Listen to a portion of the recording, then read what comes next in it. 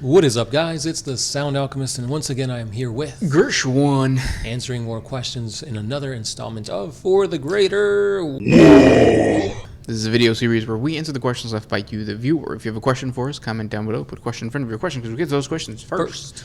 Also, YouTube rolled out Super Thanks. So if you guys want to support the channel, please send us over a Super Thanks. It's a monetary way of supporting the channel that we guarantee that the question is going to be answered once that in the next video. I'm saying, yeah. Yes. So thank you for the Super Thanks, but also just liking, commenting, and sharing also helps out the channel. That's right. Let's get into the questions. This question is by none other than the Isaac Langdon. He asks, when will the Tau reach a golden age, or who is the closest race to reaching their golden age? So the golden age, if you guys don't know what that is basically the pinnacle, the height of their culture, their race, their civilization. The Eldar did it, and that led to Slaanesh.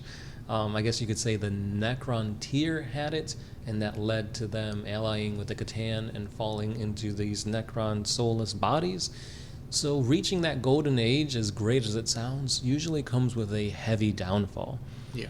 In today's time, well, it's interesting. I want to say that the Tau might be the closest ones. I don't know. I think it's difficult to say that the Tau would, just because of the threats that are out there. So you got to think of them like you think of Golden Age, and you think of a sentient, or not a sentient, but like a human-like empire, which was what the Eldar were and what the humans were during their Golden Age. So it's like oh, Tau, but I think it's the Tyranids. Yeah. The Tyranids are going to reach a golden age where, like, they are consuming everything. They are the biggest threat. They're just everywhere. Mm-hmm. Their bellies are full. Yeah. And the reason I don't think it would be any other race is specifically the Tau is just obviously because the Tau they don't have faster than light travel, really. That's true. They don't really have much time. I mean, they got to where they are in a vastly fast amount of time. So I think, if anything, they have a couple more hundred thousands of years before they get to that point, if they ever do. Right. Because again, like you're saying, if the Tyranids do get to that golden point in their, I don't know, in the hive mind's eye, I guess, then yeah, the Tau would get consumed. Yeah. Yeah. Orcs also are just discombobulated. Their height was during the War in Heaven, when they were considered Krork, or they were led by the Krork, which were basically these like 3-story tall monsters, or like orcs in like mega armor, and completely different than what the orcs are today. Yeah. The Eldar had their golden age right before Slaanesh was born, where they were, enjoying chains and whips and orgies. Yeah. Yeah. Sounds like a good time. The Imperium even had it when it was basically like the Dark Age of Technology? Yes. Yep, the Dark Age of Technology, so right before the Age of Strife, where like humanity was kind of like spread out and stuff like that. And it's pretty much the Necrons, obviously. During the War in Heaven, or before the War in Heaven. Or or after the War in Heaven, when they technically won, right? I guess so, yeah, because they all allied together and they were working together. Yeah, so I think it's the Tyranids. Good question. Yeah, very interesting to ponder. Next one comes from William Ralston. If the Imperium became a little open to other races, would it be possible to create some perpetual psyker and then feed those to the Emperor to create an unending sacrifice? No, because in order to be fed to the Emperor, like, their soul is consumed. Yeah, so to be a perpetual, you need your soul to come back.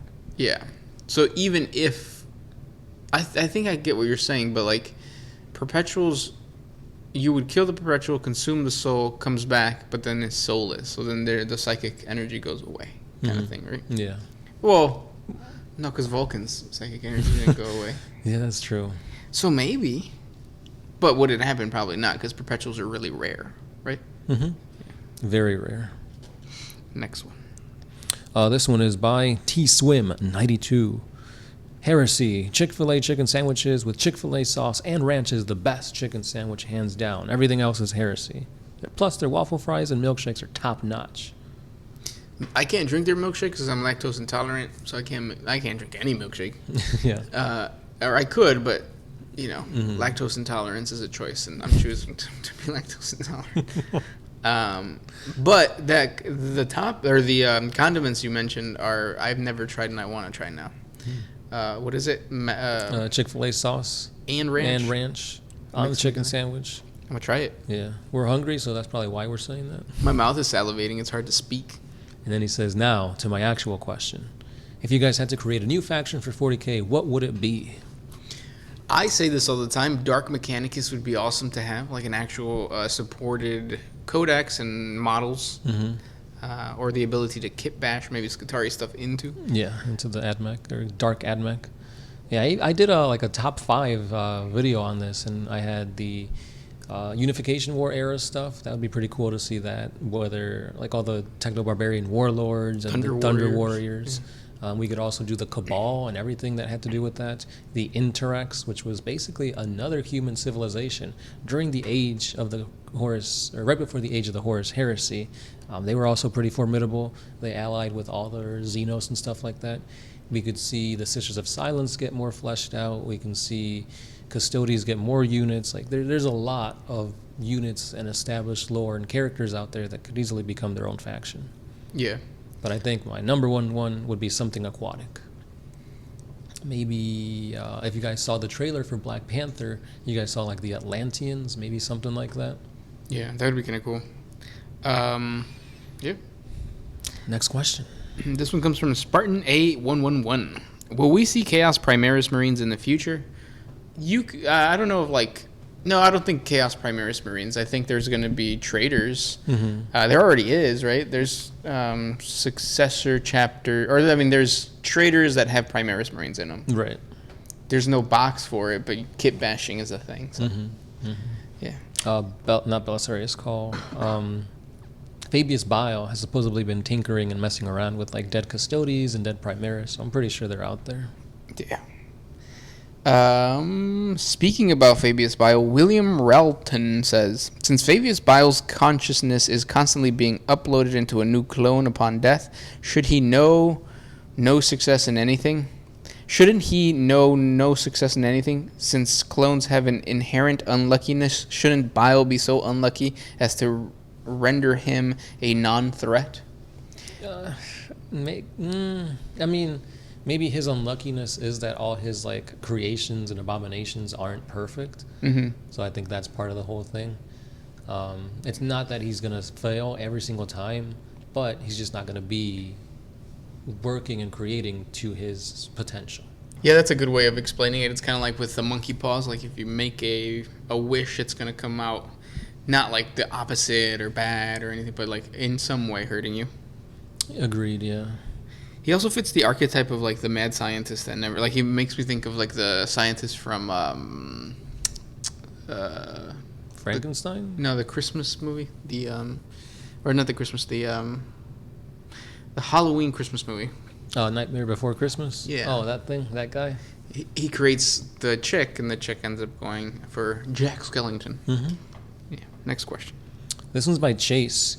What are your thoughts on the Thunder Warriors? Because honestly, I don't think they get enough credit. They had to put Space Marines and Custodies against them to bring them down, and they had to do it by being portrayed as well.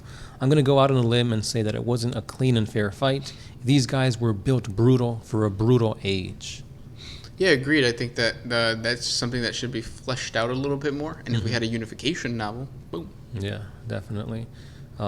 Maybe even make like a standalone game, like almost like Blackstone Fortress, where you command a squad of like Thunder Warriors and you go into like Techno-Barbarian controlled Terra and you try to fight with the Emperor at your side and stuff like that. Yeah. Yeah, because honestly, yes, they were huge, they were hulking, they were brutes, and they took down a bunch of even crazier people. Like when you hear of some of these like warlords and what they could do and like their armies and stuff like that, like yeah, it's crazy. Yeah.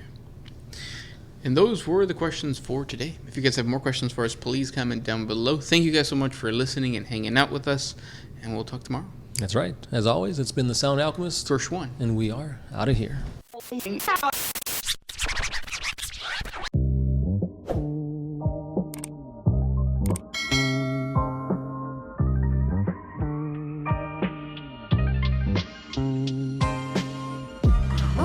refuse to put my freedom first in any situation.